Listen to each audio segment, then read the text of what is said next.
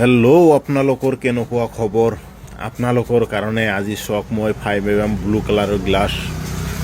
কেনেধৰণে কাটিং কৰি আছোঁ আজি এলুমিনিয়ামৰ দৰ্জা খিৰিকীৰ জোখৰ নিচিনা ইমানটো লম্বাকৈ ৰাখিছে কাৰণে মই ডাইৰেক্ট 6 ফুট লম্বা মাল দীঘলীয়াকৈ কাটিব লগা হৈ গৈছে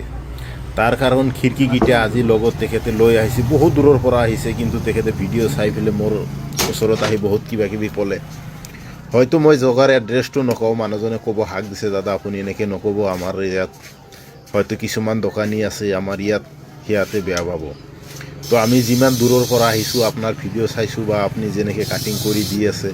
বা আপুনি যি হিচাপত ৰেট চেট লয় তো সেই হিচাপত তাৰ বিনিময়ত আমি ইমান দূৰৰ পৰা আহিছোঁ তো যিয়ে নহওক গাইছ আপোনালোকে চাই থাকক আজিৰ ভিডিঅ'টো কেনেকুৱা লাগে তো খিৰিকীৰ পাল্লাও চক কিমান লম্বা তো তাত কেনেধৰণে ৰাউণ্ড কাটিং কৰি ইয়াত মিলাই দিলোঁ হয়তো 5mm আপোনাৰ ব্লু কালাৰৰ গ্লাছটো ল'লে কিমান ভাল লাগিছে তো যিয়ে নহওক গাইছ আপোনালোকে ভিডিঅ'টো অলপ শ্বেয়াৰ কৰিব